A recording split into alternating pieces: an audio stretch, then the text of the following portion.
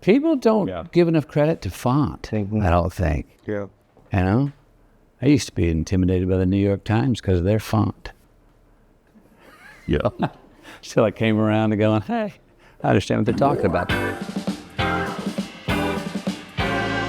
What's up? What's up? Where are we? We are with MUBI at All right, hold on. With MUBI at We're Posteritati or at MUBI with Posteritati. Either way, we are with MUBI. We are with MUBI at Posteritati right here with you. Posteritati. We're going to talk about some posters.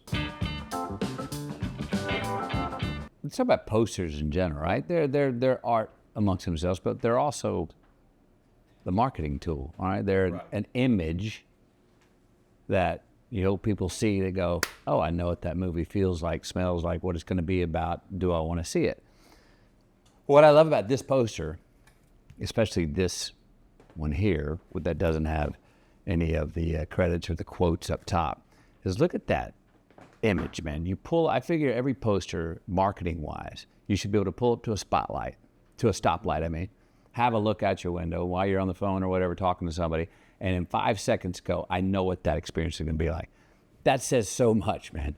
Female, swimming, oblivious, across the top of the water, massive shark below. That's everyone's nightmare immediately. Woman, shark, water, a surface. I think it's just a great poster that in 5 seconds you know exactly that you're going in, what you're going to get. Which, that's one thing I really like about posters. I get confused when posters have too much going on, or at a stoplight, if you have to look at it and try to figure out what's going on, and then the light turns green and someone honks behind you before you figured it out, that's too long, I think.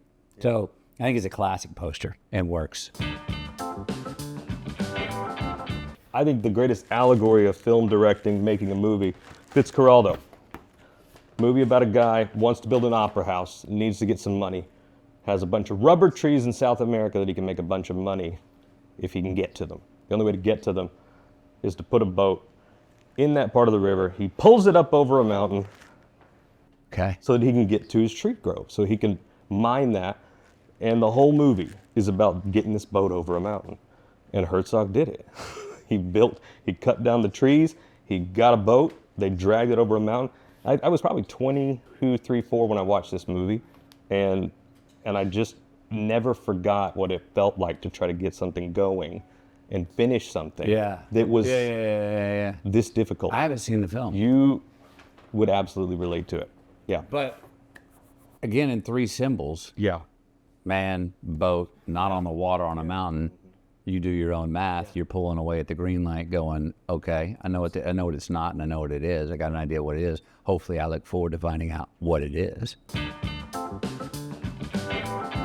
This, I believe, is the Argentine poster, which is my favorite poster of all the King Kong posters. But I bring this one up for similar reasons that I brought up Jaws. Look, you got simple few elements, man. Big ape, whoa, woman in the city? Wait, that doesn't do that math. Danger, okay. Well, all right, that says a lot in just a few seconds. Excites me. My sort of one of the most important movies I ever saw was at the Lasso Theater in Uvalde, Texas, 1977, the Dino De Laurentiis version of King Kong. And that's the first movie I ever saw in theater. And I remember I cried at the end because, man, he was innocent. He was innocent. They wouldn't mess with him first. You know what I mean? And he was innocent. He didn't want to hurt her, but they came after him. And I remember that was always one of my favorite movies. And this is a great poster that very quickly, you do the math, woman, ape, that size ape in the city? Oh, hang on a second. We got trouble. King Kong. Love it. One of my favorite love stories ever. Sort of in reference to what we did on Rivals of Amziah King, which is a Western.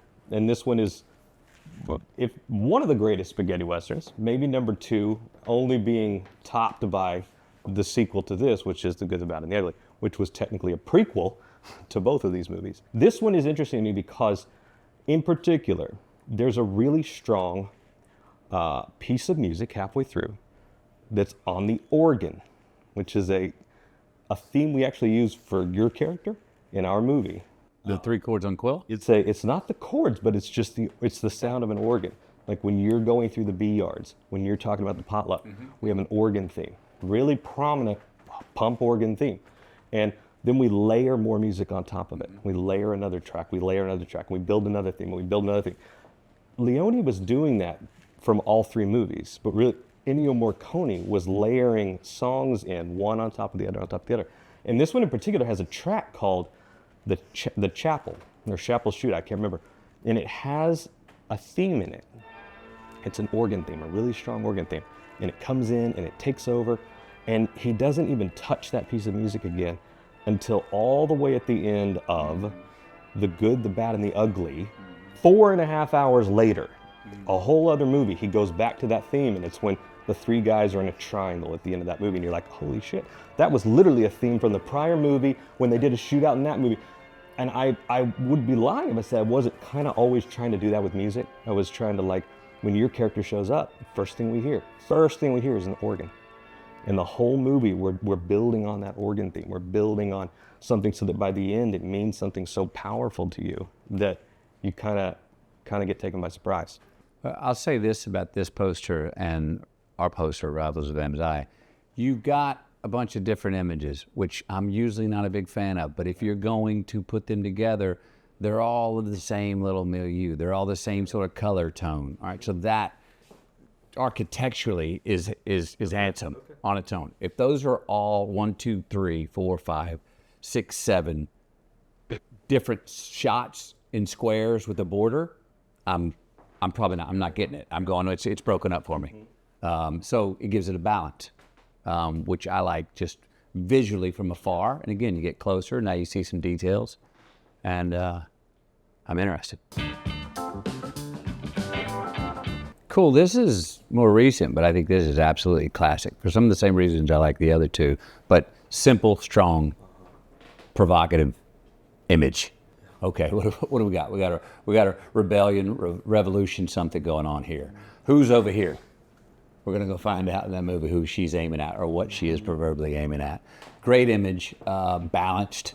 Even now they just tick these 1, 2, slid that with the line of her torso. I like that sort of architecture and choreography of it.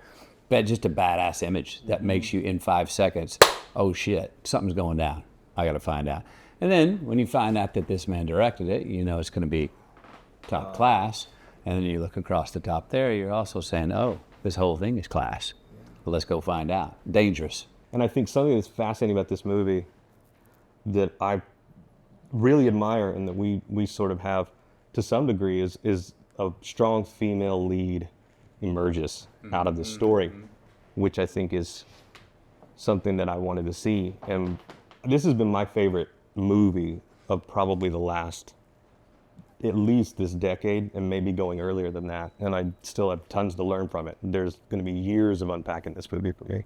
Yeah, you can do that with his movies. Yeah. Nothing's wasted. Anyway, great poster. Honeycomb, little details. Honeycomb in the back. Yeah. Oh, know this guy. Church above his head. Yeah. What is touch of music over here? Touch of bees over here. One overseeing sort of the thing. Amziah. Who's this? We know who these two people are, but she's going to be prominent. Touch of Americana. Throw an Oklahoma kid with a shotgun in the back of a truck. Come on. Come on. There we go. I mean, we had a few different iterations where there were more characters and more, and we finally tried to just distill it down to, the 3 plot elements, give or take, which is sort of like relationship, somebody that's threatening the relationship or threatening the hive. If you're going to say, for lack of a better term, moral of your story, that you do that. Yes. That's very much him. It's very much her. Extremely her. That is her.